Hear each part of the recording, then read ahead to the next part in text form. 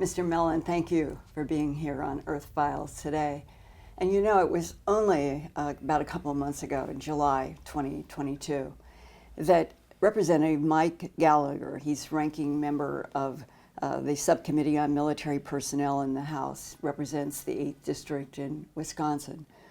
And he introduced an amendment for the fiscal year 2023 National Defense Authorization Act. And when it is described, in general, it is to cover those, and this is a quote, those who are retaliated against in UFO UAP reporting may bring a private civil action for all appropriate remedies, including injunctive relief and compensatory and punitive damages, against the government of the United States or other employer who took the personnel action in the United States Court of Federal Claims. Now that's one of the quotes about the actual amendment that he's proposed, and it's very difficult to understand. One other clarity was federal agencies and contractors working with the government would be precluded from taking actions, including suspending security clearances for those who report unidentified aerial phenomena incidents information. Can you take, let's say, a real world scenario where there is a pilot who has just flown and comes back and reports, and they have radar, and it is an encounter with something that is definitely not human-made, and he is asked to sign a non-disclosure agreement today. How would events change if this amendment becomes law in 2023? Right. So let me back up a little bit, because it's, I think, being generated, there's legislation in both the House and Senate, and there's some differences between them. Part of what is motivating this is that Congress asked DOD, insisted that they create an office for all UAP reports from across the Defense Department, all the services and the agencies. That organization was formed, and the personnel in that organization, however, and have a sense that they're still not getting all the information. And I can tell you a story to illustrate the problem you're talking about. So I know an individual who was part of the ATIP program. And at that time, they were investigating the UAP phenomenon. They approached, and this individual was a former Air Force test pilot himself. And he had all the requisite clearances, and he approached some pilots who had been involved in a high-profile UAP case, and they refused to share or disclose what happened. And so Congress and the leadership of the Defense Department, the Deputy Secretary of Defense before that, who had asked for set up a UAP task force to go collect this information. Well, you know, incredibly, even when it's coming from that level, the people who are trying, the foot soldiers who are trying to gather the information, are running into barrier after barrier. In many cases, the doors are still slammed in their face, or security people are saying, sorry, you're not cleared for our program, and all that kind of thing. And 83 years since World War II of an evolution in the Atomic Energy Commission in the Navy, in which everything concerning UFOs was always blocked from everyone. That's the underpinning of where we are politically.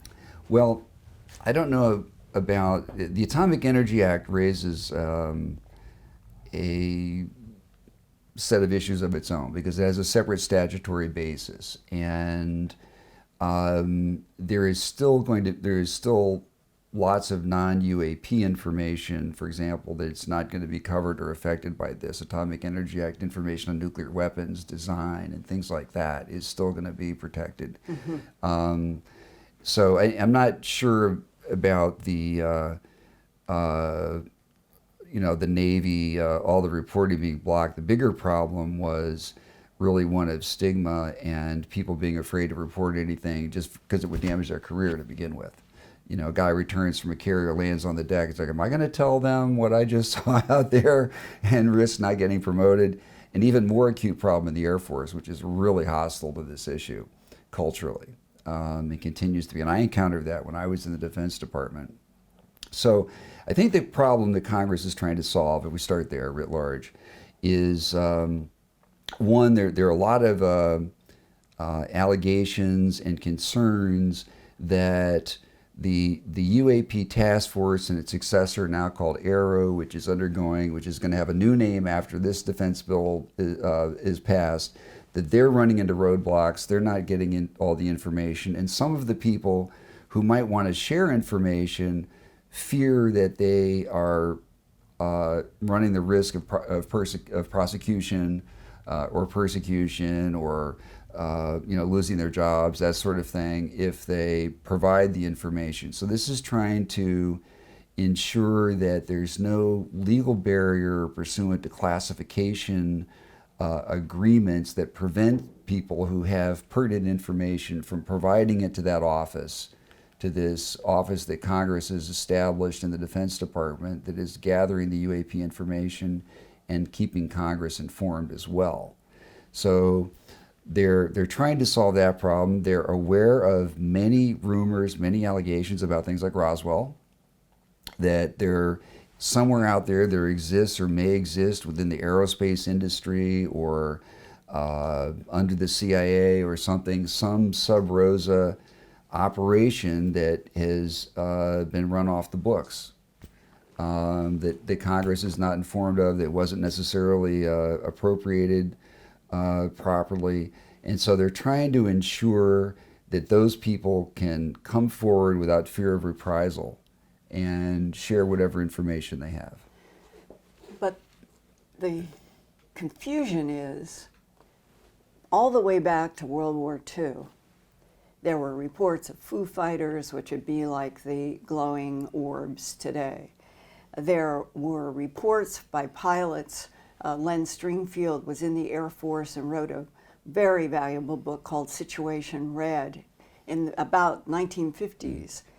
Told me face to face, he said, Linda, we had so many pilots that we lost in skirmishes with UFOs, but that the families, the parents, were never told the truth, that it was from interaction with UFO. And that you go from anecdotal to then the release, not formally, but at least it was a leak, the Majestic 12 Psalm 101 document on extraterrestrial entities and technology. That's the title. And it was traced down to a print shop at Kirtland Air Force Base in the 1950s. So it's almost schizophrenic. Like there was a world that was operating through the Navy and the Atomic Energy Commission and documents that have the same word description of UFO, or now today UAP. It's all the same. And yet we are now discussing what would be an amendment that would try to help people be able to talk about UFO UAPs, but everybody's signed non-disclosure agreements. And one pilot said to me, if we're dealing with technology that I don't understand, it's not like anything that we have and they do things that we can't do, why are we having to do non-disclosure agreements about something that maybe the whole world should hear in a full report? You've put a whole lot of stuff out on the table there in one long question. I am not aware of, other than one infamous incident of losing any pilots to skirmishes with UAPs. Now, Mr. Stringfield may have said that. I very much question that. It's conceivable, but one would think, the Foo Fighter information is a good example. That came forward. Everybody knows about it. It was reported. It was written about. There was no retribution there. Everybody knows about the case of the pilot, Mr. Mantell, who crashed chasing a UFO in Kentucky, and there's different versions of what happened, whether his oxygen ran out and he crashed simply because he passed out. Well, the plane seemed to explode because they found little it crashed parts. on the ground, and so of course it was little parts. I mean, plummeted to the ground at an extreme speed and, you know, was destroyed and demolished. And there were little holes all over the metal, and some people said that it was microwave. I'm not aware of that. That's new to me. I have no knowledge of that. I've never heard that before, other than in our conversation last night. But I don't want to lend credence to the idea that we have lost all kinds of people to UFOs and so forth. That's not my knowledge and information. If that exists, I believe we would know more about that. But fundamentally, you know, the exciting thing here is that Congress is determined to try to get the truth out. And they're determined to get to the bottom of this. And this is an extraordinary expression of that. For Congress to enact legislation directly related to the UAP topic at all, I mean, right. For them to do anything on that topic, even as recently as 5 years ago, would have been inconceivable. Now they're not only talking about UAP, they're putting resources on their issue, they're demanding recurring reports, they're demanding a document review from the General Accounting Office. They're creating procedures for people to come forward who may have information to ensure that they're not restricted by prior security agreements that may have been put in place. It's important to understand that today the Air Force and Navy pilots who make these reports are not having to sign non-disclosure agreements. When they come back and they land, they just report the information and it goes up the chain. The 400 reports that DoD has acknowledged that have occurred since 2004, those are largely, and the information that I brought to the New York Times, for example, it wasn't even classified, much less a non-disclosure agreement.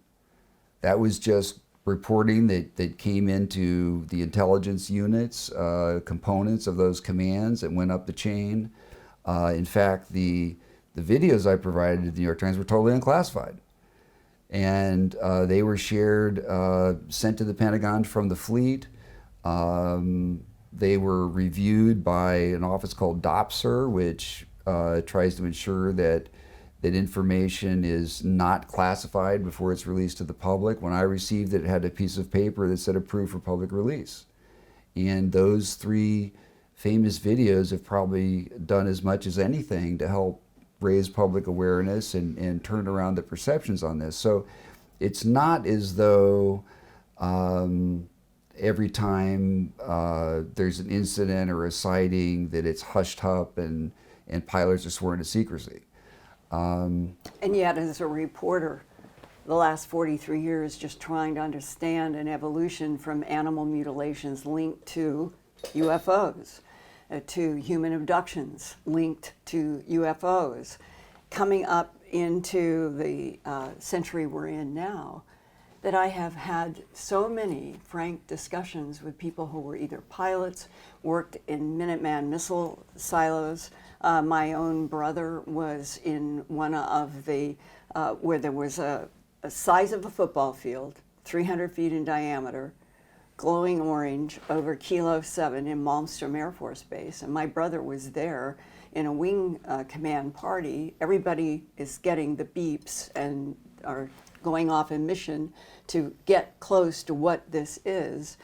And that whole story, but my brother is my firsthand, and he was there.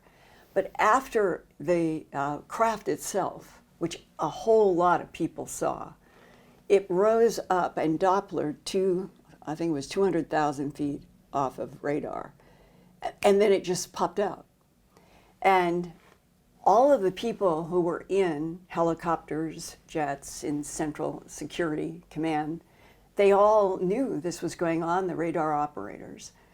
But after, everybody is told that they're not to talk about it. We all learned about it because of leaks in Clear Intent, which was a book by Larry Fawcett, a police officer in Connecticut, who did a lot of work trying to find out what was behind pilot reports concerning UFOs. And because my own brother was there, and I know my brother, and I know he was telling the truth. But that goes all the way back to 1975. There's no argument here from me about the fact that there are all kinds of information about incidents like that. For example, Robert Salas and Hastings' great book about UFOs and nukes, and and in many of those cases, though, there were no, even though oftentimes people reportedly were warned, they weren't necessarily signing any kind of security agreement or signing a non-disclosure agreement. They were sometimes told just don't talk about it, which is par for the course in the military and the intelligence community anyway. But there's a big issue there, no question about it. And Representative Gallagher himself raised that at the open public hearing, as you probably saw. He asked about the stories about the interference of nuclear weapons. And so the great thing is that we're now in a position, hopefully, to finally get to the bottom of this. They're mandating a document review. The General Accounting Office is being directed to go back and review UAP documentation from the services all the way back to World War II. The legislation says 47. I have suggested that based on Jacques Vallée's book, they should take it back to 45 and go back a little even further. And then we also have the House and Senate legislation, which differ to some degree about amnesty and whistleblower provisions. So we all agree that there's a lot of credible information about those incidents happening, which has not been fessed up to by the Air Force. I don't know if you saw my article about why is the Air Force AWOL on the UAP issue. I am 100% in agreement with you that the Air Force has been less than forthcoming, to say the least. So that's real, but... Would you yourself see if the Psalm 101, Extraterrestrial Entities and Technology, it's a training manual. It has been confirmed in many ways, including a print shop. And I have a copy made from the original 35 millimeter, and there's a few of us who do. That one document, if you could find out... I'd be happy to take a look at it and see what I can do. I mean, I've looked at some of these... It has descriptions of entities. It has illustrations of round discs, oval, triangles, cylinders. Be happy to take a look at it. So, okay. That'll be a... Happy to take a look at it. Second segment. The Majestic documents are very controversial. It's kind of complicated. I've heard several different flavors and versions of this stories, that they were false, but they were actually based on something that was true, and they were actually used as bait to try to recruit Russians. I've heard all kinds of different variants. I have no idea whether those documents, there's any legitimacy. The first time I read them, I thought, that sounds like military bureaucraties kind of writing. Whoever wrote this kind of has sort of an understanding of how military people and national security people write. They sort of obtuse way they formulate things, but... And yet the context for everything. But it's also, it could have been an OSI misinformation campaign. And it could have been intended to, this whole business with Richard Doty, and whether they were floating. In fact, Leonard Stringfield was one of the people who was contacted, according to one of his books, several times by people who claimed to have really, interesting or valid documents and allegations. And apparently, he believed that this was a government effort to discredit him, that they were trying to get him to bite on some of these stories, and then once he did and went public, they would reveal that it was all a fraud and pull the rug out from under him. So all these kinds of documents, there's a whole set of issues around those, and whether they're real or I have no idea. But my hope is that wherever the truth lies, it's going to come out. Well, you're describing counterintelligence and how counterintelligence works to protect things by making something that's false that they can pull out when something is real that they want to hide. And I've learned a lot about that. But in the 43 years that I have been trying to get to the bottom and just report facts and truth, I have seen one or two non-disclosure agreements that were shown to me. This is what we had to sign, how they got the copies.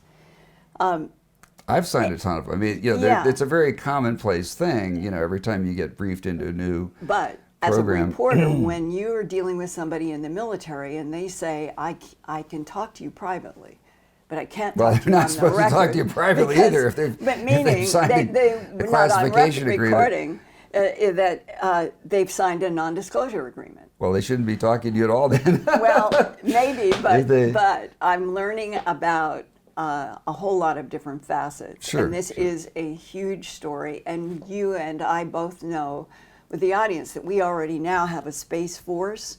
We're trying to get to Mars and do a base on Mars. I don't know about that. Well, Elon Musk A says base? he's going to well, not a- get people up to Mars. They're going to have to well, live he wants somewhere. to, but not a, I mean, not a military base. No, a base for people. Establish from a foothold. Earth. Yeah, absolutely. Relocate the human population to back up if Earth fails and all that. Yeah, we're moving out Elon Musk into the language, solar yeah. system and beyond. And all of this, for going back to World War II, 80 years of stories from people, including my brother, that have had military experiences with and around UFOs, whether it was a crash, whether it was in the missile range, and what I described. And some of the documents that I have seen that have been released, and you don't know always where they come from, but they have details. And the documents over the 80 years, you can find threads that are the same over the 80 years that are described in documents. And there is the huge number of people. I personally have interviewed in the last 43 years about 3,000 people in the human abduction syndrome. And these are all facets of what I would say is a phenomena that seems related to another intelligence or intelligences interacting with our planet that humans do not understand. And that today, this non-disclosure agreement amendment, would it actually allow people who were military and they've signed NDAs about a UFO encounter, would it allow them to come forward and talk about My what understanding is that's its intent and purpose. Yes. retroactive? Yeah. I mean, if you were involved in some, the case I mentioned had to do with a UAP intercept by F-16s, and those pilots refused to talk to this investigator from this ATIP program. They would be relieved of the burden of having to hide behind the non-disclosure agreement, not to talk to anybody about it, not to talk to the press about it, but they would be able to go to the UAP office, oversight office, and talk to them about it, or they would be able to approach Capitol Hill without fear that the Air Force would prosecute them or discharge them under, dishonorably or something like that. Okay, so that's one thing a little more clear, that if this amendment joins in the Authorization Act and it becomes law, then if somebody had signed an NDA before it became law, Correct. it would be retroactive. That is my understanding, correct. All right.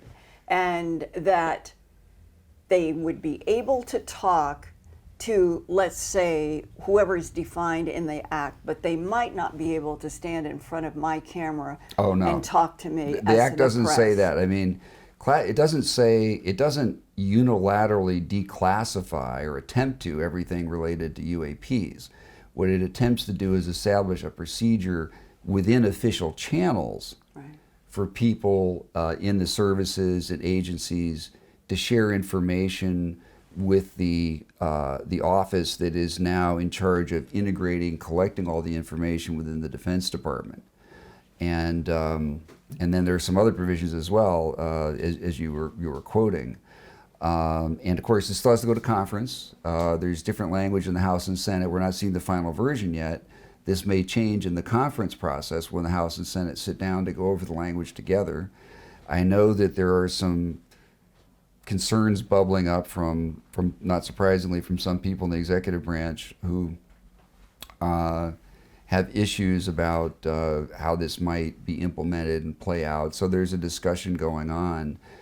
But soon we'll know. It's not long before we should see the final version of this legislation, and then we'll be able to answer your questions precisely and authoritatively. Timeline. We are close to October. We're in September. And if you were just outlining what you think is probable, what do you think will be the timeline going forward on this amendment? I would expect the Defense Authorization Bill, typically it's enacted by year's end. And not the fiscal year, the calendar year. December. Right. It often slips. Ideally they would like to get it done before the end of October. It often slips a bit, and they have a stopgap measure they call a continuing resolution so that the funding continues. And it would continue. It's a little, for national security programs, there's some special considerations and language that allows them to continue to function. But in any event, I would think by year's end, most likely. And if it fails, that's one option. If it succeeds, would it become law of the land in January of 2023? Most likely, because the president has 10 days, I believe, to sign the bill once it's passed. If he doesn't, then it's a pocket veto. And almost certainly he'll sign this into law. I think overwhelming odds are this is going to pass, and it's going to pass in the months ahead. So this is historic legislation. It's huge progress. Yes. And the kinds of concerns you have, even though I have different information on many of these things, we all share the same interest in getting the truth out and getting to the bottom line and making sure that our leadership is appropriately informed, that there aren't programs being run off the books that are not appropriated by Congress and crazy things like that, like we had with the Iran-Contra affair. I mean, those kind of things have happened. It's not inconceivable that this has happened. It's happened before. So, from my point of view, 43 years, talking with 3,000 abductees, lots of pilots, we are not alone in this universe. We are on a planet that has a very specific kind of organic life and chemistry, but that other people have told me we know about a lot of other planets, other civilizations. Right now, would you be surprised if the announcement is soon, we're not alone in this universe, it's teeming with consciousness and life, as Roger Penrose and others have said? I would be very surprised if there was an announcement along those lines soon. Very surprised. I don't see the federal government, as I mentioned at the press conference, it's really interesting. I have a foot in two different worlds. And so I have a lot of friends and people in the UAP community like yourself, and people in the government who are sort of fellow travelers, if you will, who are very interested in this issue. Some of them who actually tell me that, by God, Chris, it's real. There really is this covered up program. I hear that from some credible people. But for every one of those people, there are 5 or 10 people who are also highly credible, very well placed, very senior, who say that's nuts. And I would, if it was there, I would know about it. But they haven't signed NDAs. And no, maybe we're the other talking people about. have. Well, no, everybody. The moment you get cleared for classified stuff, right off the bat, you're signing non-disclosure agreements. We have hundreds and hundreds of thousands. It's routine to be signing non-disclosure agreement. I don't know how many times I've signed my life away legally on different things, and I can never talk about it, and da for all kinds of programs. That's kind of the norm in that world. But I think I would be very surprised. I think I agree with what Penrose says and what you're saying. I think there are an infinite number of alien civilizations. Excuse me 1 second. But I don't know that we're going to have any proof or evidence of that, or there's going to be any announcement about that anytime soon. I had a conversation with a very senior official the other day who is right in the thick of this in the Defense Department. And he's a complete skeptic. and he said, show me the proof. Show me some evidence. I've been in this community for years, military intelligence community, and I'm a physicist and I'm a scientist, and the Congress is passing these laws, and these people are supposed to come to me with this proof of Roswell or aliens or something. Where's the beef? Show me something. It's underground, and it is off limits to that general. Well, it's not off limits. It shouldn't be off limits to him. He is absolutely one of the people who this information should be shared with, is supposed to be shared with, that the leadership of the department has directed people to share the information with. And he's saying, where's the beef? So... but the truth is, our government has been very sophisticated about keeping Be careful when you say the truth is, because this is an area in which there are a lot of different truths that a lot of different people, credible, good people have. And... but I know that that people who have had experiences as pilots, for example, they are literally sort of walled off with threats that you don't talk.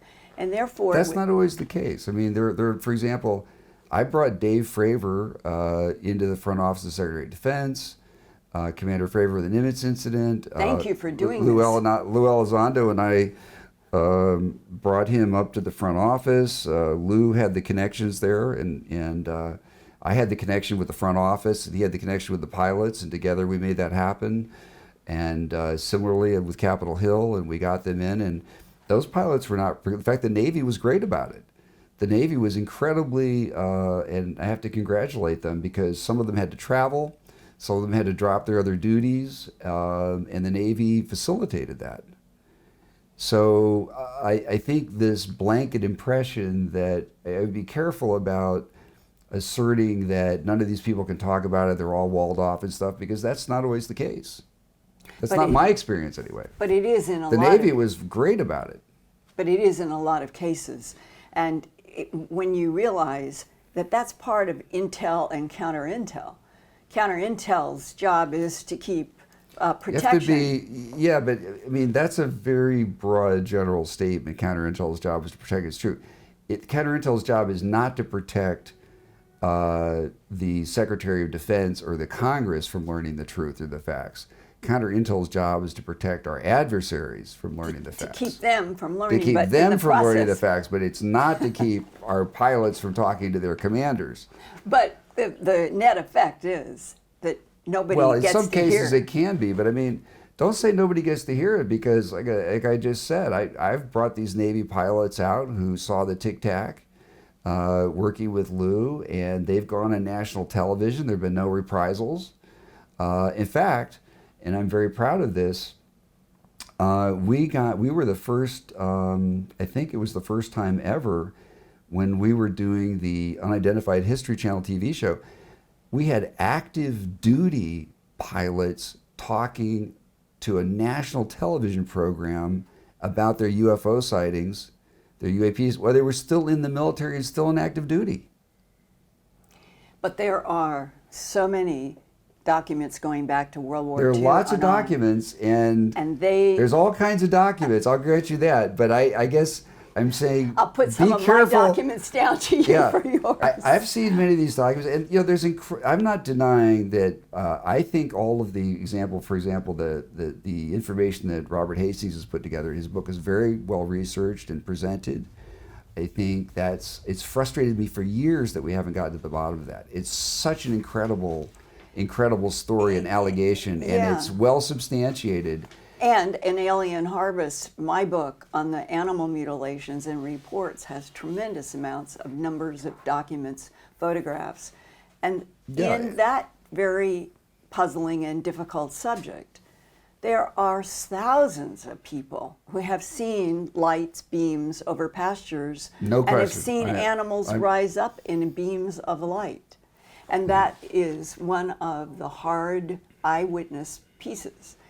And if it's all connected, then the multiple facets are complicated. If it's all connected is a significant if. But don't you know, this is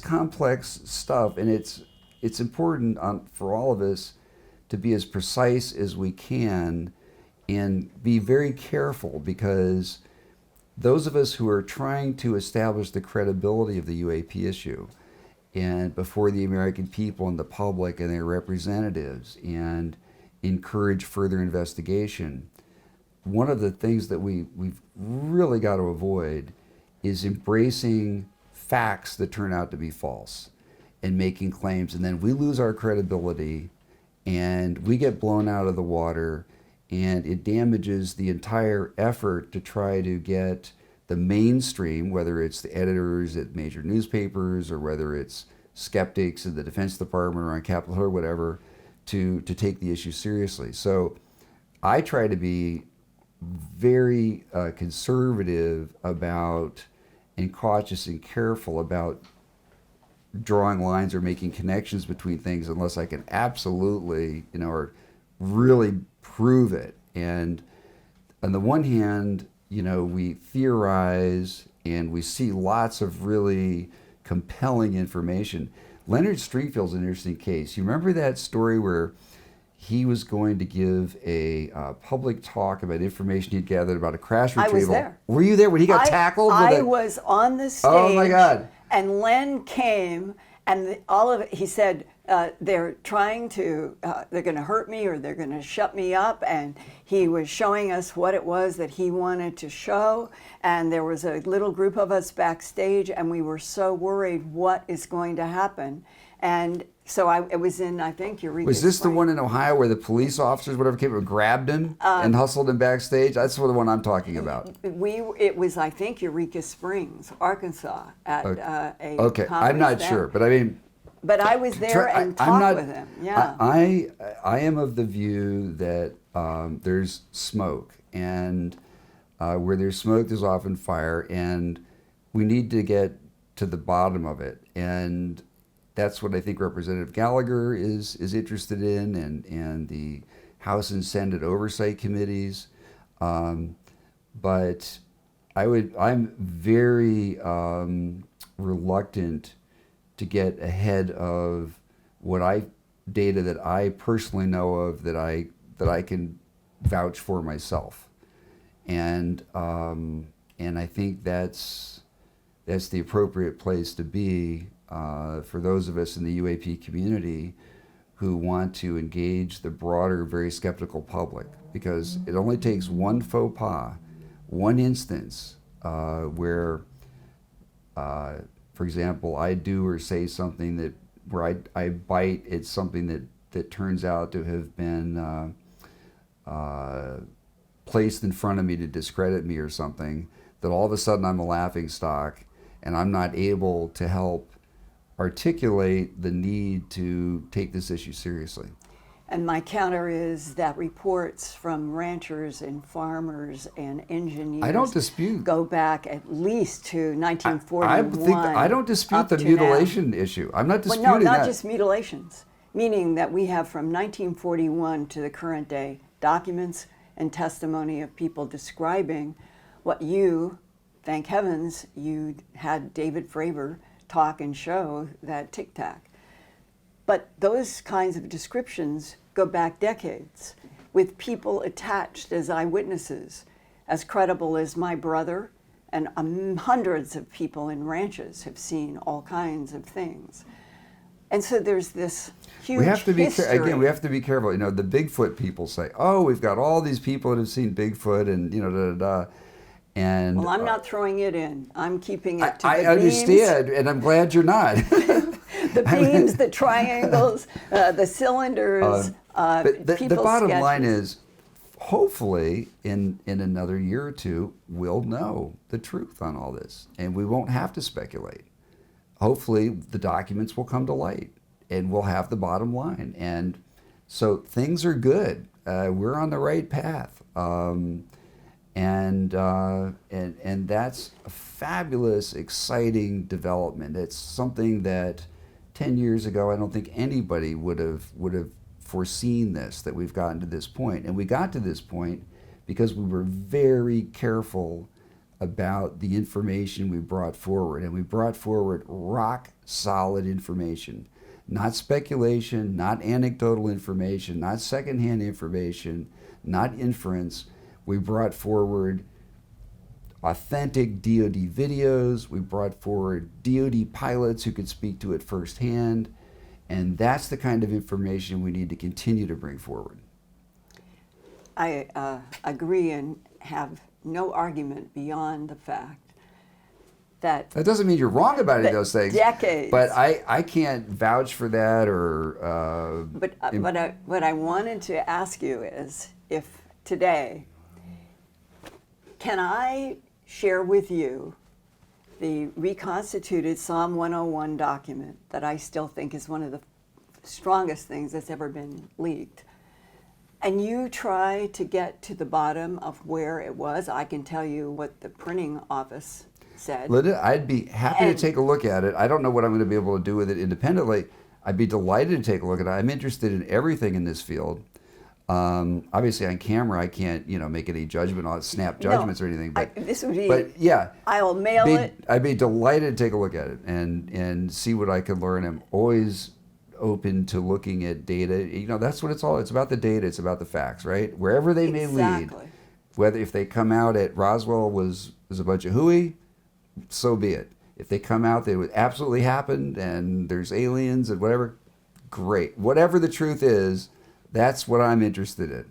Well, as the person who got us Tic Tac on television in the front page of the New York Times, I would like to at least give you something to see. Love to see you it. could get to the bottom of it. And then I would love to Delighted talk to see with it. you about I think there's so many possibilities here. I mean, there's a lot of smoke. I mean, I don't. Robert Hastings, for example, has amassed a very compelling, impressive body of evidence. I don't dispute Robert Salas's testimony. I have no reason to doubt what he said. But again, I don't think he's violating a non-disclosure agreement. I think he was asked not to talk about it, But that's not a may non-disclosure not have agreement. signed. Right, that's a big, big difference. Right, but I did talk with one of the Boeing engineers who went to Malmstrom and went to that missile and told me that what had happened to bring down 10 of those Minuteman missiles every second. It was 2 rows of 10 brought down every second. He said there was no understanding from the builders, i.e. Boeing, that they could not fathom how this was done, and it should not. I don't dispute that this engineer told you that. He may be 100% correct. However, that is not compelling to the people that we need to convince. That is anecdotal, secondhand information. And I also know I've had a number of people approach me with incredible stories, and some of whom turned out to be complete fabricators, and their information was false or misleading for whatever reason. So But Boeing went there to investigate and report. They may have, but when you say somebody told me X, I can't do anything with that. You need the That's report. not compelling. I can't go to a politician and say somebody told me on his deathbed that he was flying in the spaceship with so and so, or there's people that come out and say I was with General Eisenhower, or that there's people that come out and say all kinds of things. That doesn't help us.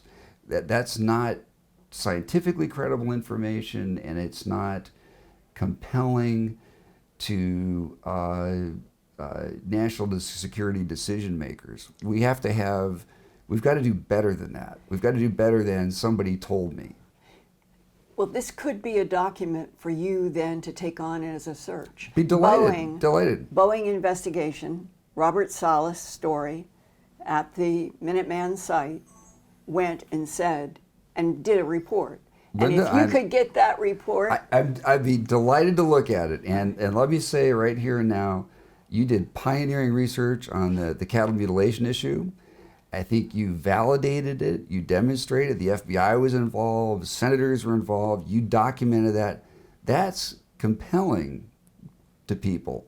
If your information was, somebody told me that there's cattle mutilations, you need firsthand. You need better and more than that, and you produced it, and that's the kind of thing that we have to continue to do, is get the sort of hard data that stands on its own legs, and that is going to help expand the circle of people who say, you know what, I never would have believed it, but this is actually a serious, legitimate issue.